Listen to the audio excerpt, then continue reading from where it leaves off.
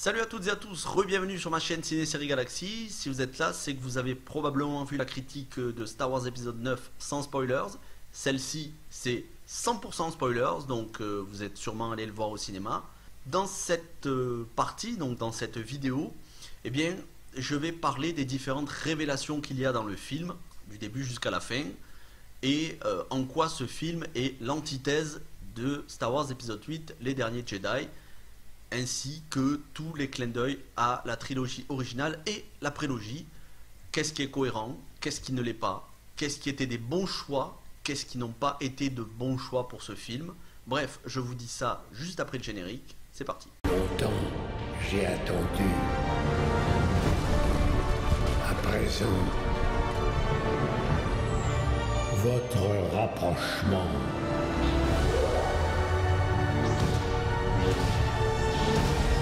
Et votre perte. Et on va commencer directement, on va entrer dans le vif du sujet avec deux énormes révélations. Déjà, comment l'empereur a survécu et ensuite, qui est Snoke. Comment l'empereur a survécu? Alors, très clairement, il apprend à Kylo Ren, il lui dit « Je suis déjà mort, mais mon esprit est immortel. Je suis déjà mort quand ton grand-père Dark Vador m'a balancé par-dessus la fenêtre, hein, par-dessus la rambarde, à la fin de l'épisode 6, le retour du Jedi. Mais j'ai réussi à faire en sorte que mon esprit soit immortel. » Et ça, on l'apprend dans la prélogie grâce au dialogue entre l'empereur, donc qui n'est pas encore l'empereur, entre Palpatine et Anakin Skywalker, sur l'histoire de Dark Plagueis. Et il faut savoir que dans une interview de J.J. Abrams que j'ai lue, J.J. Abrams révélait que il avait gardé en tête ce passage de la prélogie lorsqu'il a écrit le scénario du 9. Donc, l'empereur a survécu, son corps aussi, bien que très amoché, vraiment, très dégueu, il a un corps flippant, et on apprend que c'est lui qui a créé Snoke. Il était toutes les voix que Kylo Ren entendait dans sa tête, autrement dit, il a manipulé Kylo Ren dès le départ. Il a été les voix de Dark Vador, il a été la voix de Snoke et il est la voix de l'empereur. Bref, c'est lui qui manipule Ben Solo depuis le départ pour le faire basculer, mais il a un plan bien précis. Il a évidemment pas envie que Kylo Ren lui succède, mais ça j'y viendrai un peu plus loin. Ensuite, deuxième grosse révélation du film, les origines de Rey. Et bien évidemment, on se doutait, elle n'est pas personne. Ses parents n'étaient pas personne. Ses parents étaient des gens très importants. Son père était le fils de l'empereur, le fils de Dark Sidious de Palpatine. Elle est la petite fille de Palpatine. Alors, c'est très bien comme révélation, moi ça me va très bien. Sauf que ça implique qu'on devrait en apprendre plus sur le fils de Palpatine. Quand est-ce qu'il l'a eu? Avec qui? Je veux dire, enfin, avec une femme, c'est logique, mais à quel moment? Jamais dans la prélogie ou dans la trilogie originale, on a entendu que Palpatine avait eu une relation amoureuse avec une femme. Alors on se doute bien que quand il était encore, quand il avait les cheveux blancs, qu'il était bien habillé, qu'il était encore un peu fringant, il a dû attirer des demoiselles. Mais quand il était moche, quand il avait sa figure de l'empereur cramoisi, là, tout cramé, c'est pas à ce moment-là qu'il a dû attirer des filles.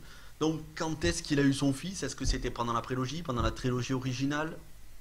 Voilà, on ne sait pas. Et d'ailleurs, pourquoi ses pouvoirs seraient passés à sa petite fille et pas à son fils? Pourquoi ça a sauté une génération? Ça c'est pareil, on ne sait pas. Donc ça soulève autant de questions que ça apporte de réponses. Il a fait tuer son fils et sa belle-fille, donc les parents de Rey, qui ont abandonné Rey exprès pour que l'empereur ne sache jamais qu'elle est là, qu'elle existe, sauf que l'empereur le sait. Autre révélation, les chevaliers de Ren. Alors là, les chevaliers de Ren, c'est la grosse arnaque de cette trilogie. Parce qu'il n'y a pas de révélation, justement. Les chevaliers de Ren nous étaient teasés, nous étaient vendus dans l'épisode 7 comme étant, et dans l'épisode 8 aussi, comme étant des apprentis Jedi que Kylo Ren a détourné lorsqu'il a détruit l'académie Jedi. En fait, c'est 6 mecs habillés en noir. Alors, ils sont super stylés, ils ont des casques, ils ont des armes, ouais, il n'y a pas de problème. Sauf qu'on les voit quelques minutes dans le film, et à la fin du film, ils se font déglinguer en 2 temps 3 mouvements par Ben Solo. Et oui, je dis Ben Solo, vous allez voir pourquoi. Bref, les Chevaliers de Rennes, c'est la grosse arnaque de cette trilogie. Mais c'est pas très gênant au final, parce que, bon, c'était pas le plus important. Ce qui était le plus important, c'est de savoir si Ben Solo allait basculer du bon côté, allait revenir du bon côté. Et de ce point de vue-là, moi je dois dire que après ce qu'il avait fait à son père dans le Réveil de la Force, après avoir tué Han Solo et de quelle manière, moi j'étais pas trop chaud pour qu'il revienne du bon côté de la Force. Moi j'étais pour qu'il meure. Parce que tuer son père, c'est inexcusable. Je veux dire, il n'y a pas d'excuse, on peut pas être pardonné pour ça. Enfin, en tout cas, moi j'estime qu'on peut pas être pardonné pour ça. Le seul pardon qu'il peut y avoir, c'est la mort. Donc, il fallait que Kylo Ren, même s'il redevenait bon, meure. Et il redevient bon. Et ça, c'est pour moi une scène très émouvante du film, parce qu'on revoit Han Solo, on revoit à peu près la même scène où Kylo Ren dit « Je sais ce que je dois faire, mais je ne sais pas si je vais y arriver, je ne sais pas si j'aurai la force. » Et là, alors que dans le Réveil de la Force, il tuait son père, il décide de jeter son sabre laser, il décide de redevenir Ben Solo. Il faut dire qu'avant ça, il a pris cher, parce qu'il s'est fait quasiment tué par Rey. Excellent combat. Bon, ça n'arrive pas au niveau de la prélogie, des combats de la prélogie, mais c'est un excellent combat. En même temps, on n'en a pas eu beaucoup dans cette trilogie.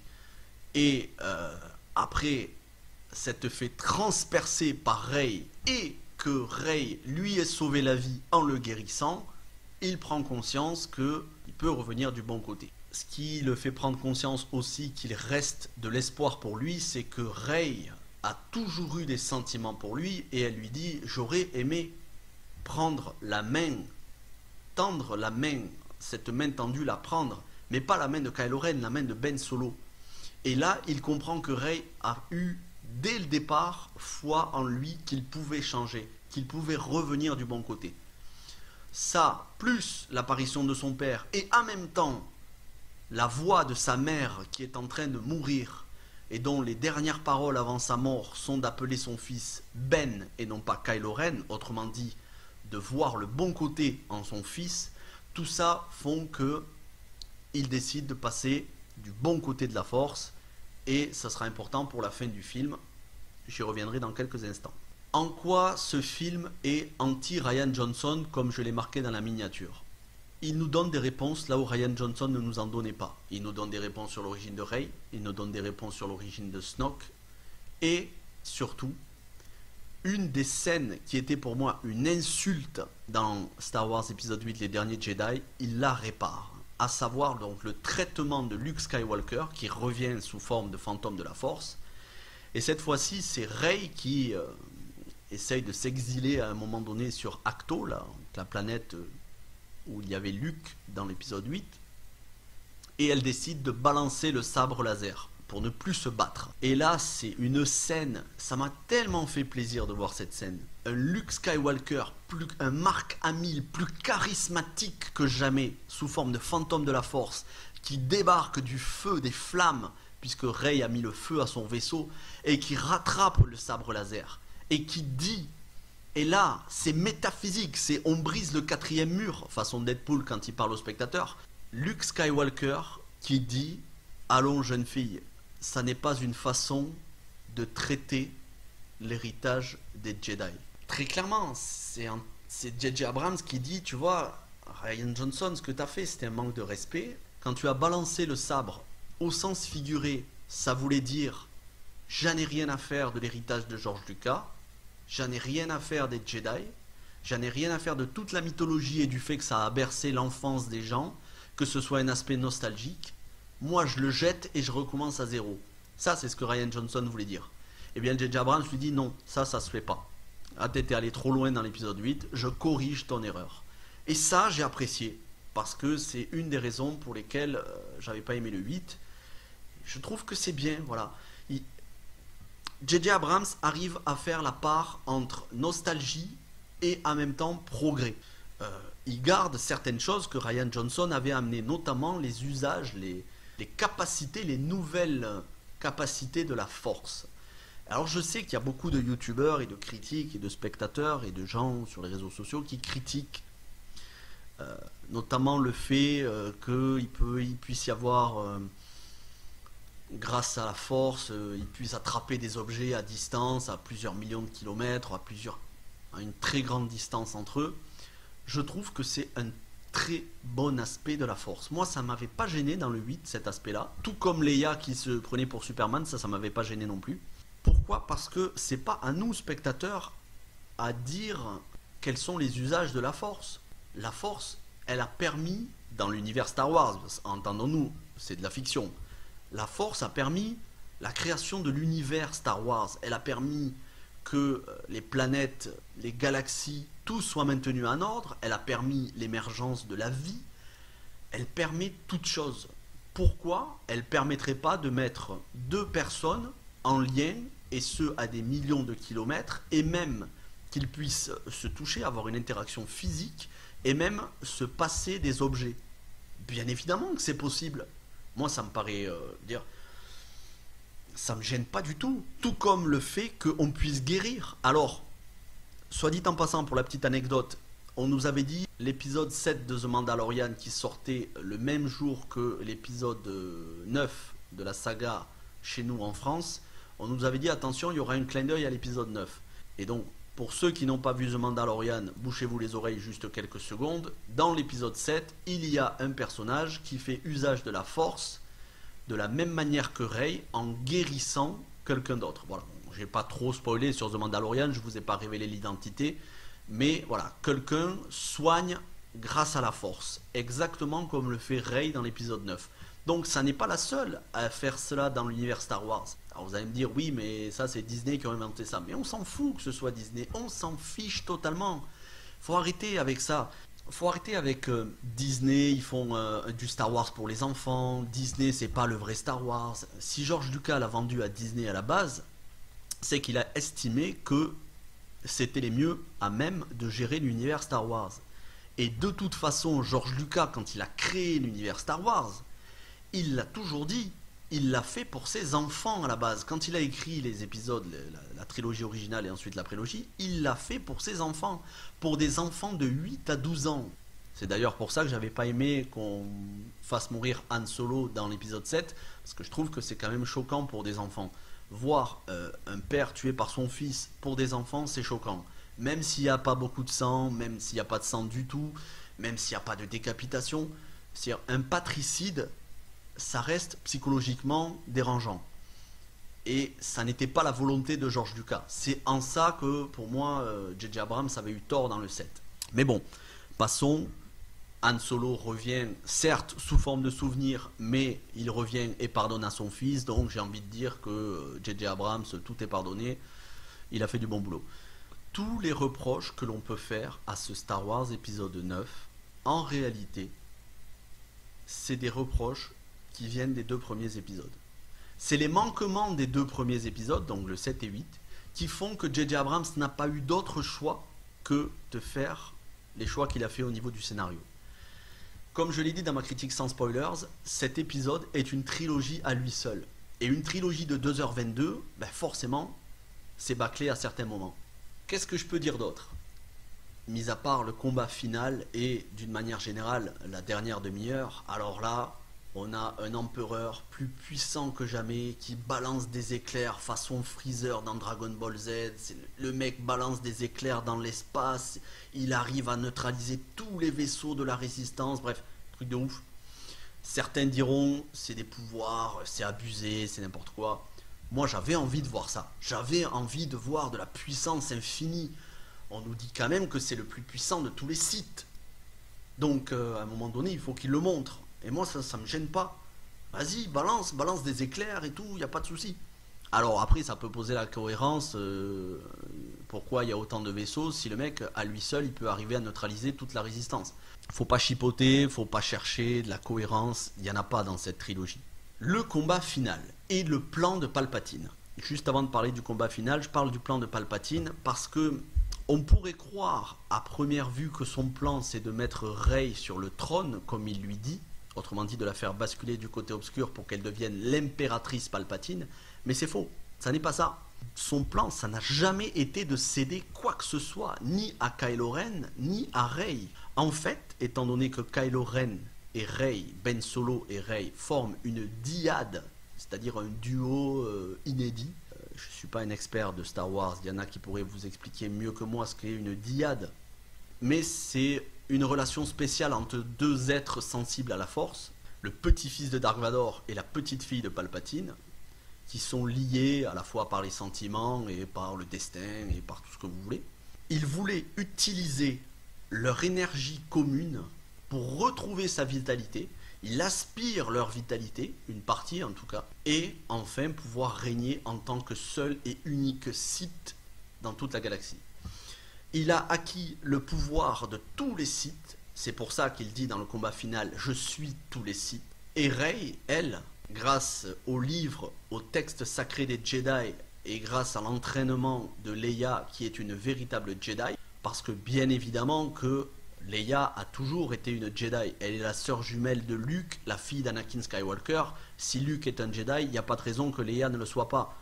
Donc, voilà, quand on nous dit Leia, elle utilise la force, c'est pas normal. Bien sûr que si, c'est normal. Voilà. Et en plus, elle avait un sabre laser. Certes, elle a décidé d'y renoncer parce qu'elle s'est consacrée à des fonctions politiques générales de la résistance. Mais, comme on le voit dans un flashback, et ça j'ai beaucoup apprécié aussi, dans un flashback recréé numériquement, on la voit s'entraîner aux côtés de son frère, de Luke Skywalker. Elle était une Jedi, et d'ailleurs, Rey l'appelle Maître, Maître Leia, Maître Skywalker. Bref, donc Rey, quant à elle, grâce au texte Jedi et à l'entraînement de Leia, est devenue une véritable Jedi, et elle essaye dès le départ, dès le début du film, d'entrer en contact avec les esprits des Jedi décédés. Et les Jedi, nous on sait qui c'est tous les Jedi qu'on voyait dans la prélogie. Et à la fin du film, tous les Jedi lui viennent en aide, tous les Jedi lui donnent de leur force, de leur soutien, et c'est la deuxième scène après l'apparition d'Han Solo, c'est la deuxième scène qui, moi, m'a donné des frissons. Entendre tous les Jedi, mais pas seulement ceux de la prélogie, ceux de Clone Wars, ceux de Star Wars Rebels, les séries d'animation. Et c'est là où J.J. Abrams, il a eu raison. Ça se voit qu'il a ingurgité tout l'univers Star Wars pour pouvoir en recracher une certaine partie. Hein, je dis ça, en recracher, en restituer une certaine partie. Je vais vous mettre à l'image les différentes Jedi qui apparaissent en tant que voix, mais de tête comme ça je peux vous dire qu'on a Qui-Gon Jinn, Obi-Wan, Mace Windu, Yoda, et bien sûr que j'attendais qu'il fasse une apparition en chair et en os, enfin en tout cas sous forme de spectre de la force, ça n'est pas le cas, mais au moins on aura entendu sa voix, Anakin Skywalker, Hayden Christensen. Et moi je fais partie des gens qui apprécient beaucoup le jeu d'acteur d'Hayden Christensen. D'ailleurs un jour je vous ferai une vidéo pourquoi Hayden Christensen est un bon acteur. Mais voilà, en plus de ça, on a Ahsoka Tano de Clone Wars, on a Kanan Jarrus de Star Wars Rebels et d'autres qu'on a pu voir à la fin de la revanche des Sith, des Jedi qui se font tuer pendant l'exécution de l'ordre 66. Bref, je suis en train de vous les mettre à l'écran, les images avec leurs noms. C'est tellement un plaisir de voir cette belle conclusion avec tous les Jedi qui lui viennent en aide. C'est beau. Franchement, moi, ça m'a collé des frissons. Et ça m'a donné la larme à l'œil. Voilà. Et le troisième moment qui est émouvant, c'est lorsque Rey, elle meurt. Après avoir mis sa pâtée, mais l'avoir dérouillé à l'empereur, à son grand-père, hein. Lui il dit je suis tous les Sith, elle dit je suis tous les Jedi. Lui il balance des éclairs, le mec il a pas compris encore, ça fait je sais pas combien de fois qu'il balance des éclairs. La première fois il a balancé des éclairs, il s'est fait cramer le visage par Mace Windu. Ensuite il a balancé des éclairs, il s'est fait balancer par la rambarde par Dark Vador. Et là il balance des éclairs, il se fait cramer par sa petite fille. Le mec n'a pas compris, les éclairs faut arrêter avec ça, hein. Et il se fait carrément désintégrer, mais complet. Et là c'est creepy, j'ai envie de dire, c'est même horrifique par moments. C'est ça qui est surprenant dans cet épisode, c'est que tout ce qui a trait à l'empereur, c'est un petit peu horrifique, c'est un petit peu flippant. On le voit, on voit les différentes couches de peau qui se désintègrent jusqu'au squelette, jusqu'à partir en fumée, il s'évapore totalement. Et là, il n'y a pas d'esprit qui subsiste, puisqu'il voulait que son esprit se réincarne en Rey, à la condition qu'elle bascule du côté obscur. Mais comme elle ne bascule pas du côté obscur, il ne peut pas se réincarner dans son corps. Donc, il est totalement désintégré et ça en est fini de lui. Et donc moi la scène qui m'a collé une petite larme, c'est Ben Solo Ben Solo qui l'aide dans son combat. Il essaye de combattre l'empereur à ses côtés, aux côtés de Rey, sauf qu'il se prend une grosse dérouillée. Mais il ne meurt pas tout de suite. Il revient et, puisque Rey vient de succomber, elle a donné tout ce qu'elle avait pour combattre son grand-père, Ben Solo lui transfère son énergie vitale, il la ressuscite, il s'embrasse, en tout cas c'est Rey qui l'embrasse, et il meurt dans ses bras, mais il retourne à l'état, il retourne à la force, à l'état de Jedi.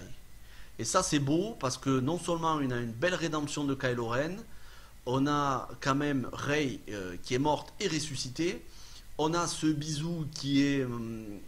c'est pur la relation qu'il y a entre les deux, parce que elle a résisté. On le voyait dans l'épisode 8, elle avait des sentiments pour Ben Solo. Elle résistait à ses sentiments. Et là, elle est tellement heureuse d'avoir retrouvé le Ben Solo en qui elle avait foi qu'il redeviendrait quelqu'un de bien. Du coup, elle l'embrasse parce qu'elle avait des sentiments pour lui. Et lui, il est heureux, ça se voit, il est heureux. Il rend l'âme en mourant en paix, comme Anakin Skywalker est mort en paix dans les bras de son fils Luke Skywalker à la fin de Le Retour du Jedi.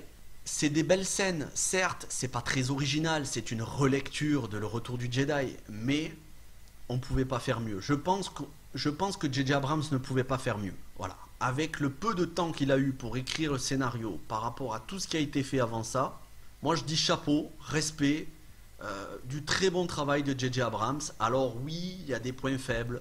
Snoke, j'ai créé Snoke. L'empereur nous apprend j'ai créé Snoke. Voilà, comme ça, en une fraction de seconde, en un claquement de doigts. Là où ça pose le plus gros problème de cohérence, c'est avec la prophétie de l'élu. Puisque Anakin Skywalker, né de la Force, qui n'a pas eu de père, il a été engendré par la Force. Il correspond à la prophétie de l'élu. Il était censé détruire les Sith. Il a détruit l'empereur apparemment dans l'épisode 6, sauf que là on apprend qu'en fait il n'a pas détruit l'empereur, mais c'est Rey qui détruit l'empereur. Or, Rey, elle n'est pas née de la Force, elle a eu des parents. Donc la prophétie de l'élu là-dedans, elle est un petit peu caduque, elle est un peu bancale. Ça veut dire quoi? Ça veut dire que c'est Rey qui est l'élu, ou bien c'est Anakin Skywalker?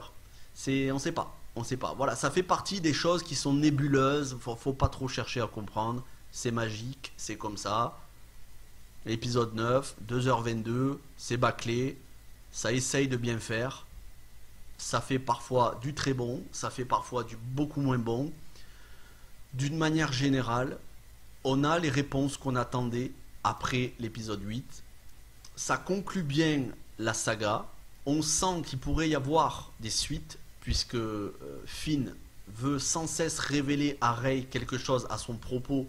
Et moi je pense que c'est pas ses sentiments, je pense que c'est parce qu'il est sensible à la Force. C'est pour ça que quand elle meurt, il le ressent.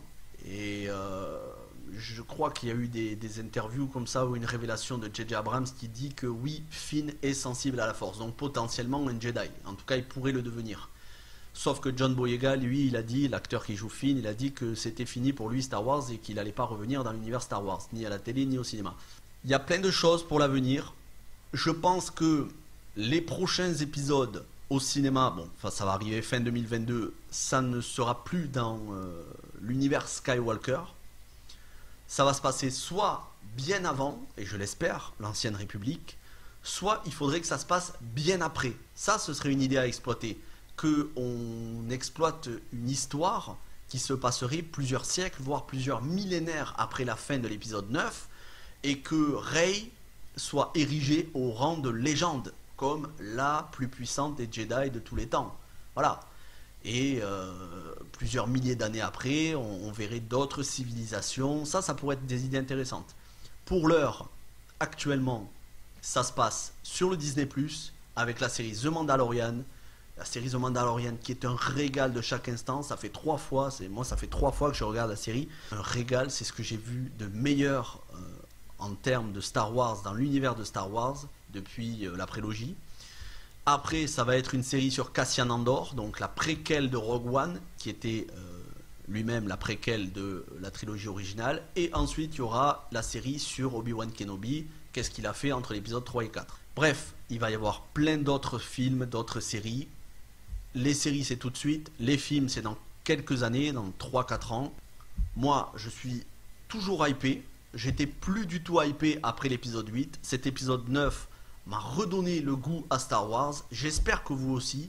Écoutez, j'en ai fini avec cette vidéo. Je ferai d'autres vidéos Star Wars. Sachez que je vais faire une vidéo avec mon classement sur les 11 Star Wars, donc les 3 trilogies plus les 2 spin-offs, mon ordre de préférence. L'année prochaine, je ferai une vidéo sur Solo A Star Wars Story, où je vous expliquerai, en tout cas, j'essaierai de vous donner mes arguments pourquoi c'est un très bon film. Et je ferai une vidéo sur Hayden Christensen, là aussi mes arguments pourquoi c'est un très bon acteur. En attendant, je vous retrouve pour d'autres vidéos d'ici la fin de la semaine, des tops, des flops, bref, vous allez voir. Puis on se retrouvera fin de la première semaine de janvier et à partir de là, il va y avoir un nouveau programme qui va être établi sur la chaîne. Je vous en dirai plus dans une vidéo dédiée. Merci d'avoir pris le temps de regarder cette vidéo. Je sais qu'elle était un petit peu longue, elle était peut-être un peu décousue. J'avais tellement de choses en tête. Merci d'avoir pris le temps de regarder cette vidéo. N'hésitez pas à lâcher un gros pouce bleu, à vous abonner, à activer les notifications. Suivez-moi sur Twitter, partagez la vidéo sur les réseaux sociaux. Passez une bonne journée, une bonne soirée. À bientôt.